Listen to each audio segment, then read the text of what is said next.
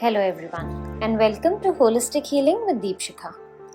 I recently saw a clip on a TED talk by Molly Wright on importance of peekaboo and how it is not merely a game for toddlers but helps them with not just their entertainment but also plays a very crucial role in the development of their brain and social skills.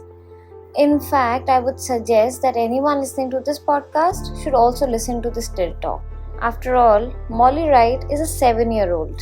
As per the dictionary, childhood is the time when you are a child. And who is a child? A young boy or girl who is yet not an adult. But this definition does not even come close to defining the essence of this part of our lives. Childhood is the time of our many firsts. We come into this world like a clean slate. Of course, in spirituality, it is believed that we carry the knowledge of the lifetimes our soul has lived through our subconscious mind. Yet, once we reincarnate or are born in this world, we are like clean slates, learning about everything for the first time, developing impressions and our belief system with each day that passes and every event that occurs. In the simplicity of being a young one, we often learn everything using our senses. We learn something hot should not be touched only once we have touched something that is hot and burned our fingers.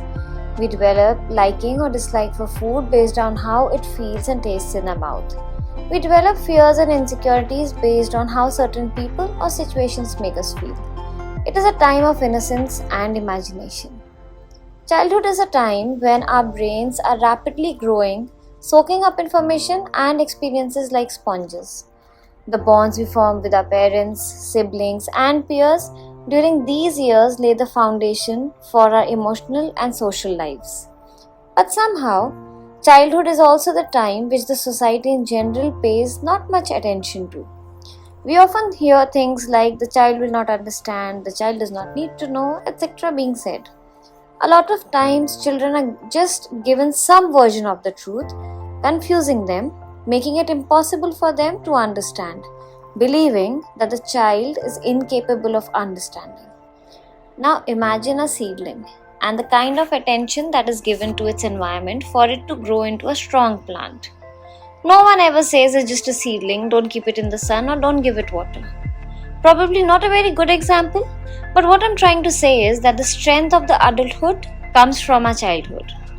There is a quote by Agatha Christie that says, "One of the luckiest things that can happen to you in life is, I think, to have a happy childhood."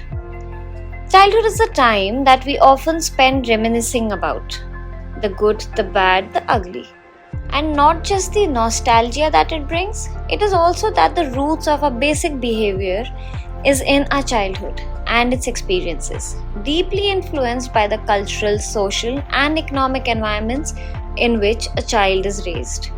Whether it's a game of hide and seek, building with blocks, or playing pretend, these activities are not just fun, they are crucial for cognitive development, and this is because play is the work of children.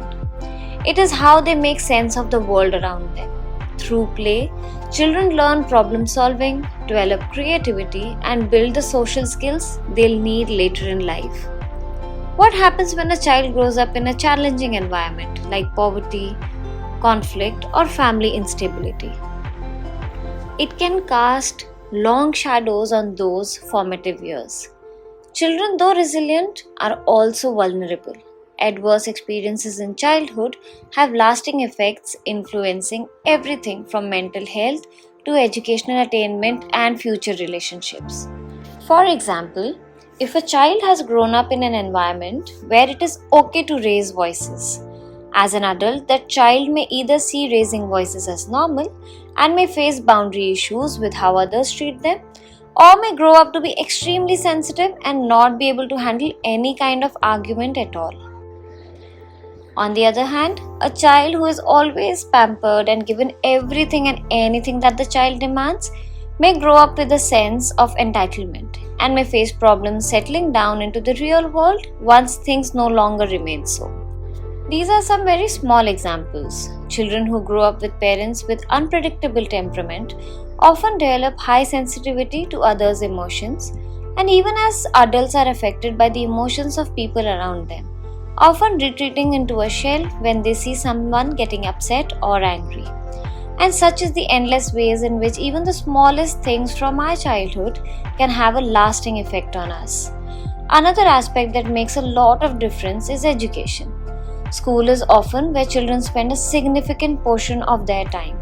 And it's a place where they learn not just academics but also social norms, values, and how to navigate the world beyond their family.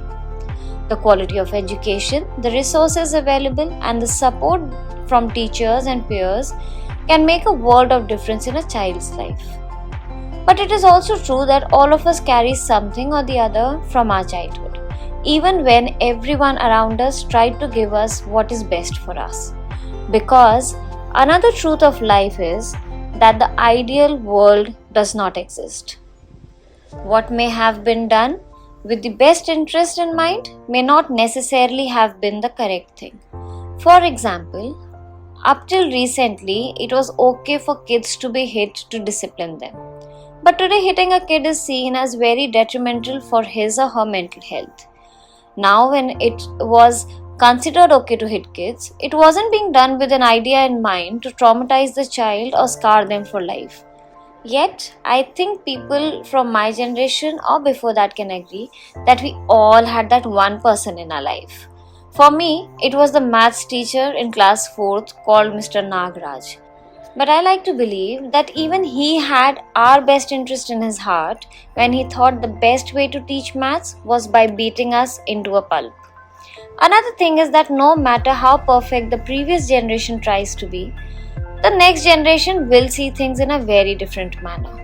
Hence, it becomes an individual responsibility to work upon ourselves to not carry such limiting beliefs into our adult life, to continuously work upon ourselves to grow and heal, to not let the magic of childhood ever fade and the dreams to wilt away. And with this, I come to the end of this episode. But before we wrap up today's episode, let's take a moment to reflect on our childhoods. What memories stand out to you? Was it a favorite toy, a special place, or a person who made you feel loved and safe? Let us also try and remember if there is something from our childhood that's holding us back or has converted into a limiting belief. If you have children in your life now, how can you help make their childhood a time they look back on with joy? Are there certain aspects of your childhood that held you back, that you are now transferring onto your children? Remember, the experiences we have as children shape who we become as adults, and the care we give to children today shapes the future of our world. There are two gifts we should give our children. First is roots, and second is wings. If you enjoyed today's episode, please subscribe and leave a review and share it with others who might find it meaningful. Until next time, keep exploring the stories that make us who we are. Thank you.